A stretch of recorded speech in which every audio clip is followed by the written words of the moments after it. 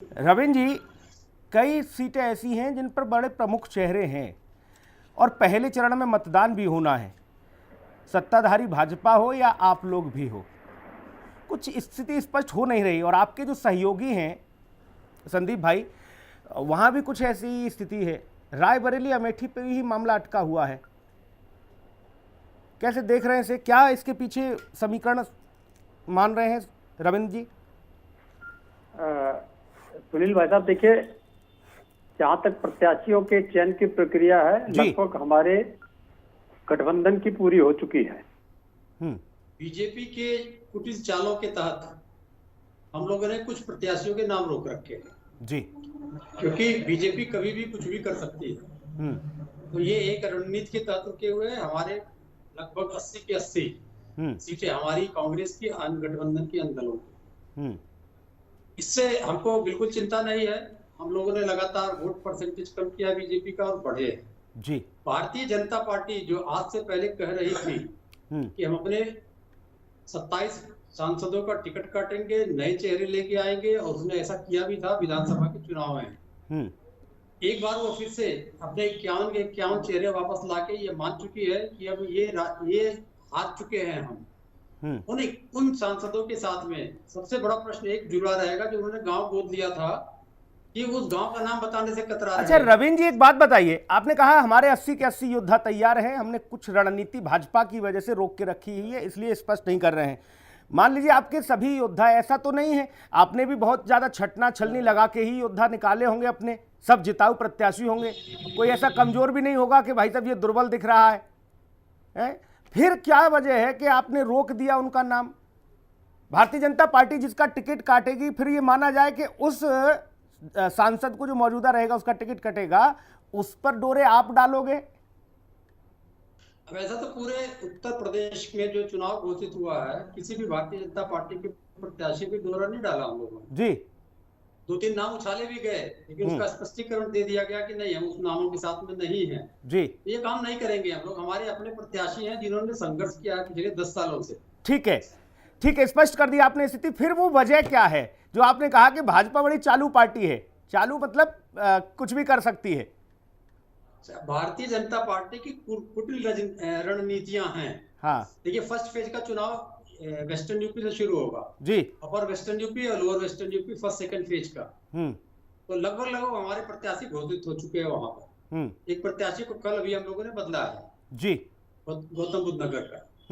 तो हमारे पास पूरी की पूरी लिस्ट तैयार है। जहां तक कि मैं कांग्रेस की बात कर रहा हूँ, कांग्रेस की पूरी लिस्ट तैयार है। उसमें आप दो चीजों पे इंगित कर रहे हैं, अमेठी और रायबरेली, जो मुझे लगता है आजादी के बाद से गांधी परिवार की सीट रही है, वहां के प्रत्याशी निश्चित है जी। सवाल यह है कि भारतीय जनता पार्टी क्यों डर रही है? अच्छा सर, जब आपको मालूम है तो जब खुलासा भी कर दो, क्योंकि संदीप भाई से मैं पूछूंगा, संदीप भाई मुस्कुरा देंगे लेकिन कहेंगे कि सुनील भाई चिंता ना करिए, सब जल्दी से हो जाएगा। आप नाम तो बता ही दो रविंद्र जी। सर, पार्टी की अपनी नीतियां होती है, उससे हम लोग भी ठीक है सर, समझ गया मैं। संदीप भाई आपके पास आ रहा हूं। भाई आपके 17 की 17 सब फाइनल है, तो कम से कम आने दो मैदान में। नहीं सर, मैदान में है, पूरी कांग्रेस मैदान में है, प्रत्याशी मैदान में है, बस अनाउंस होना बाकी है। बाकी सबको पता है कौन चुनाव लड़ रहा है। अब भारतीय जनता पार्टी इतनी छटपटाहट क्यों?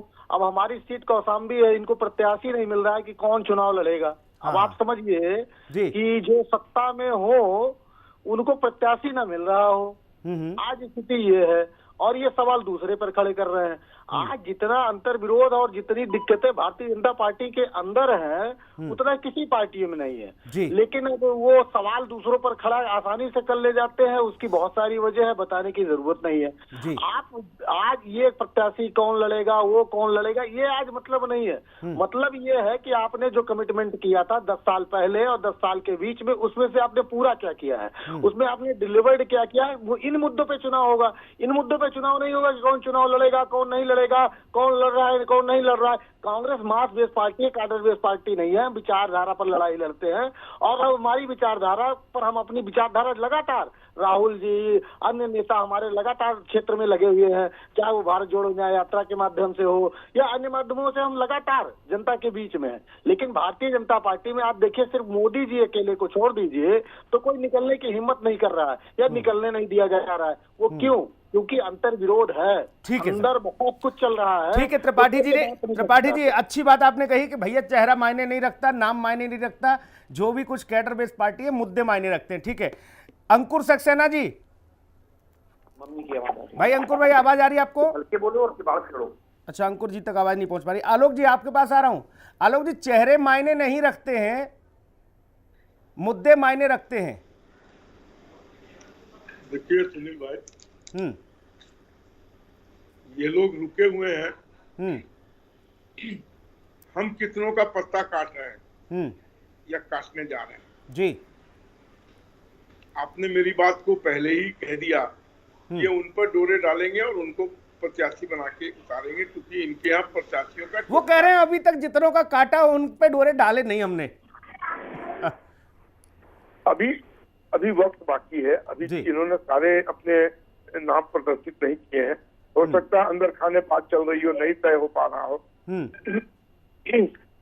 तो हर आदमी की अपनी कुछ शर्तें होती है।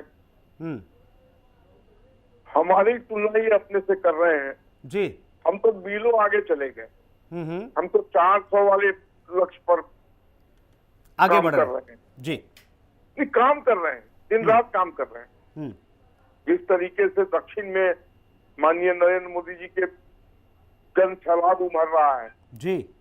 कल मैं देख रहा था केरला में कोई जगह है जहां पर उनकी रैली थी, अभूतपूर्व। ऐसा तो नॉर्थ में भी रैली नहीं देखा मैंने उनका जी।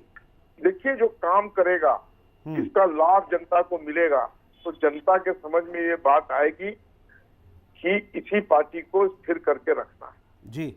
ये बेमेल का गठबंधन, ये जो सत्ता में थे तो जिन चीजों को ये कर सकते थे इन्होंने नहीं किया। उदाहरण के लिए एमएसपी जी, अब ये कह रहे हैं कि हम कर देंगे। तो इन बातों को जनता समझती है, परखती है कि जब हाथ में थी तो किया नहीं, और जब हाथ में नहीं है तो कह रहे हैं कर देंगे जी। जिस 1 लाख रुपया हर महिलाओं को देंगे जी। देश भर में 43 करोड़ समथिंग महिलाएं हैं जी। तो क्या ये इनको पता है कि भारत का बजट कितने का कांग्रेस होता कह है? रही है कि भाई भाजपा के पास प्रत्याशी नहीं है और हमारे सब प्रत्याशी तैयार हैं, इनके पास चुनाव लड़ाने के लिए प्रत्याशी नहीं। आप प्लीज मेरी बात को कंप्लीट होने दीजिए जी। आप मुझे एक चीज बताइए कि हमारे जो भारत का बजट है 45,000 करोड़ का, और 43,000 करोड़ ये कह रहे हैं कि हम सत्ता में आएंगे तो 1-1 लाख रुपया हर महिलाओं को देंगे। कहाँ से लाएंगे? कुछ पढ़े लिखे लोग इस बात को समझेंगे तो उनको हंसी आएगी क्या बोल रहे हैं। तो इस तरीके की अनर्गल बातें करके आप देश को बेवकूफ अब नहीं बना सकते हैं। हम बता रहे हैं। इंदिरा गांधी ने 1984 में कहा था कि इंदिरा लाओ देश बचाओ और इंदिरा लाओ गरीबी हटाओ, तो गरीबी हट गया, गरीबी हट गई। आप प्लीज बीच में मत बोलिए, मैं आपके बीच में नहीं बोल रहा था, मुझे भी आता है इस तरीके का डिबेट समाप्त करना। आप मत बोलिए, आप प्लीज बीच में मत बोलिए, जब आपका टर्न बोलिए। मैंने कहा त्रिपाठी जी, अभी हमारे सपा के साथी ने लेकिन आलोक जी त्रिपाठी जी एक सेकंड जी के साथ राजनीतिक विश्लेषक के रूप में कम से कम हमने 20 डिबेट की है। क्या ये राजनीतिक विश्लेषक बन के आते हैं? मैंने आपसे कहा ना, संदीप भाई एक मिनट संदीप भाई, और फिर भाजपा के नेता भी बन जाएंगे। गजब बहुरूपीय हैं। पहले अपने रूप क्लियर करिए, ये बहुरूपीय से ये रूप व्यक्तिगत अटैक मत करिए भाई साहब, पहले अपना क्लियर कीजिए। सच तो अगर हमने कहा कि गरीबी हटाएंगे तो 70% जिसको गरीबी थी हम 27% पे लेकर आए। बताइए गरीबी आपने बढ़ा दी, आप गरीबी रेखा में लोग 12 लोग ज्यादा चले गए। आप डेवलपमेंट की बात करिए,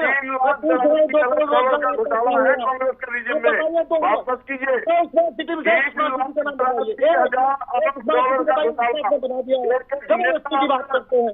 आपका एक बड़ा नेता बेल पे है, इसका कोई जवाब है आपके पास? क्या बेल पे क्यों है? अरे बेसरमान लोग हो, साल की सत्ता है, वोट दीजिए, जेल भेजिए, चलेगा ना? मैंने कहा स्थिति ये है कि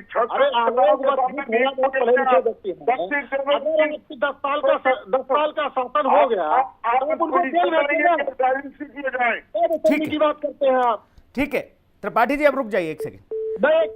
ठीक है आपके अनुमति। आलोक जी रविंद्र जी आपके पास आ रहा हूं। पूरी बहस दूसरे ट्रैक पर चली गई। मैं आज आलोक जी मुद्दा ये था कि आखिरकार जो चेहरे मुख्य हैं, जो मुख्य चेहरे हैं, आखिरकार उनसे दूरी क्यों बना के रखी हुई है? उनका नाम कम से कम फाइनल हो जाए। रविंद्र जी, क्या इसके पीछे ये थ्योरी काम कर रही है कि भाई साहब जितना समय निकल रहा है निकलने दो, आखिरी चरण में या ये मान लो कि आखिरी क्षण में नाम अनाउंसमेंट कर देंगे, मान लो बड़ा चेहरा का पत्ता कट भी गया तो ज़्यादा विरोध नहीं होगा, समय नहीं मिल पाएगा, फिर ये वजह है क्या कि वरुण गांधी भी वहापोह में है, मेनका गांधी भी वहापोह में है, कैसरगंज वाले भाई साहब भी परेशान है? अरे करो तो करो फाइनल, नहीं तो अकेले तो जाएंगे मैदान में। रविंद्र जी देखिए सुनील जी, आपने जो बातें कही हैं, हाँ। मेरे ख्याल से ये धरातल के स्तर पे यही सही है जो आपने कही जी। देखिए पहले जो चुनाव हुआ करता था, प्रत्याशी लगभग फिक्स रहता था 5 साल पहले से, फिर धीरे धीरे आया 1 साल पहले से फिक्स रहता था। भारतीय जनता पार्टी ने एक ट्रेंड शुरू किया कि वो 1 हफ्ता पहले चुनाव से 10 दिन पहले प्रत्याशी घोषित करती है। उसने इस पूरे चुनाव को विषाक्त किया। ये मैं मानता हूं कि चुनाव, मैं इस बात को आपके समक्ष कबूल करता हूं कि एवरेज 1500 से लेके 2200 तक पोलिंग बूथ होते हैं एक लोकसभा के क्षेत्र में जी। अगर समय नहीं रहेगा तो एक प्रत्याशी अपने पोलिंग बूथों तक ही नहीं पहुंच पाएगा जी। तो पर्याप्त समय चाहिए उसको, कम से कम कुछ ना करे अपने पोलिंग बूथों तक पहुंचे। लेकिन इस पूरी घटनाक्रम के लिए, चुनाव को विषाक्त करने के लिए भारतीय जनता पार्टी पूरी तरीके से जिम्मेदार है। हमारे प्रत्याशी एकदम घोषित है, क्षेत्र में काम भी कर रहे हैं, जो हमारे लोग नहीं, कमोबेश रविंद्र भाई ये स्थिति तो हर एक दल के साथ है, क्योंकि अब समाजवादी पार्टी वाला भी 5 साल से उम्मीद कर ही रहा है कि भाई साहब इस बार हमें देखो चुनाव में मौका मिलेगा। ये तो सभी लोग करते हैं कि चुनाव में भाई एक सीट पे एक आदमी नहीं रह सकता, सभी लोग संघर्ष करते हैं जी। उसमें से जो भी चुन के आ जाता है, जो भी टीम कहती है कि जो हाईकमान कहते हैं, उन लोगों को चुन लिया जाता है जी। तो ये प्रक्रिया में विलंब हुआ है, आपसे सहमत हैं। लेकिन इस विलंब का पूरा जो कारण है भारतीय जनता पार्टी है, क्योंकि उनके पास अपने प्रत्याशी नहीं है, तो इनको तोड़ो। अभी हमारे मित्र ने कहा। अच्छा, ये भी बड़ी उत्तर प्रदेश की सियासत या फिर देश भर में जहां जहां इस तरह की स्थिति है वहां बड़ा अलबेला खेल हो रहा है। आज भारतीय जनता पार्टी अपने प्रत्याशी घोषित नहीं कर रही, इसलिए विपक्ष ये कह रहा है कि भाई साहब पहले इनके आने दो, उसके बाद हम अपने करेंगे। पता लगा ये हमारे ले गए तो ये भी बड़ी समस्या है। आ रहा हूं मैं, और बता दें एक चीज ऐड कर दें जी। हंसी की बात कहती है आलोक जी ने कि बहुत हंसी आएगी, तो हंसी वाला एक मैं आंकड़ा बता देता हूं। उत्तर प्रदेश सरकार का बजट है 7,36,000। सर अभी बजट पर चर्चा नहीं, एक सेकंड सर, माफ करिएगा, मैं अंकुर सक्सेना को चर्चा में ले आता हूँ भाई। R&D 85,000 करोड़ है। ठीक भाई, पश्चिम वालों को भी शामिल करने दो, यहीं से चुनाव की शुरुआत है पहले चरण की। भाई अंकुर सक्सेना जी, आवाज आ रही है आपको? जी बिल्कुल आ रही है। अंकुर सक्सेना जी, आपके अलायंस के पार्टनर भारतीय जनता पार्टी, अभी सीटें कुछ ऐसी हैं जिन पर स्थिति पेच वाली फंसी हुई है कि भाई पेच फंसा है, क्यों नहीं हो रहा। R&D कैसे देख रही है, क्या वजह मान रही है कि क्यों नहीं सीट फाइनल हो रहे प्रत्याशी? देखिए, कोई पेच नहीं फंसा है, सब एक रणनीति का हिस्सा होता है। क्योंकि भारतीय जनता पार्टी एनडीए गठबंधन का एक बड़ा घटक दल है और भारतीय जनता पार्टी को ही अब उस घटक दल के रूप में अपनी सीटें डिक्लेयर करनी है और उनके पास प्रत्याशियों का कोई अभाव नहीं है। उनके पास इतने अच्छे प्रत्याशी और इतने ज्यादा प्रत्याशी है कि उनमें से जो जनता की भावनाओं पर खरा उतर सके ऐसे प्रत्याशियों के चयन को लेकर थोड़ा सा समय लग रहा है। और निश्चित रूप से मान के चलिए कि अब अगले कुछ समय के भीतर आपको उत्तर प्रदेश की 80 की 80 लोकसभा सीटों पर नजर आएगा कि भारतीय जनता पार्टी के द्वारा उत्तर प्रदेश में समस्त सीटों पर एक जनता के लिए, जनता को स्थायी सरकार देने के लिए जन भावनाओं के अनुकूल प्रत्याशियों को घोषित किया जाएगा। तो उसमें कहीं भी कोई ऊहापोह की स्थिति नहीं है। विपक्षी दलों के पास चूंकि कोई ऑप्शन नहीं बचा है तो उनके द्वारा समाज में ये पर्याप्त भ्रम निरंतर फैलाया जा रहा है कि एनडीए घटक दलों के पास या भारतीय जनता पार्टी के पास प्रत्याशियों का अभाव है। जबकि सत्ता तो ये कि आज की डेट में कांग्रेस हो चाहे समाजवादी पार्टी हो चाहे इनके और भी जो कोई अलायंस हो उनके पास चेहरे ही नहीं है जिनको वो प्रत्याशी के रूप में घोषित कर सके। ठीक है त्रिपाठी जी, आप उंगली उठा रहे थे, जल्दी से आपके पास आ रहा हूं। सुनील जी एक आंकड़ा रख देता हूं आपके सामने। सर आंकड़े पे नहीं, मैं ये कह रहा हूं नरेंद्र मोदी काशी से चुनाव लड़ रहे हैं, राजनाथ सिंह लखनऊ से लड़ रहे हैं, एक सेकंड सर, अमेठी से स्मृति ईरानी लड़ रही हैं। ये कुछ चेहरे हैं सर प्रमुख जिनका ऐलान हो चुका है। क्या राहुल जी और प्रियंका जी अमेठी और रायबरेली लड़ रहे हैं? मैं बताता हूं सर 303 सांसद भारतीय जनता पार्टी के हैं।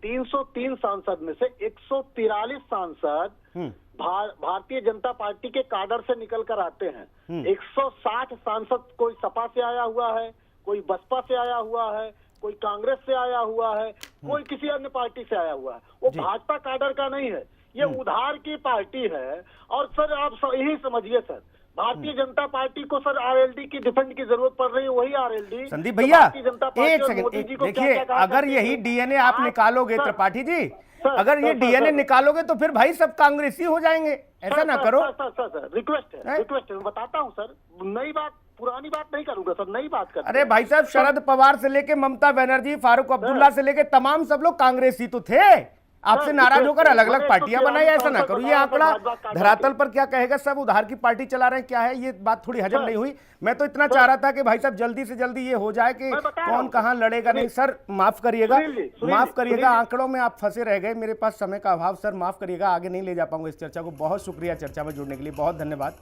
खास कार्यक्रम में इतना ही, नमस्कार।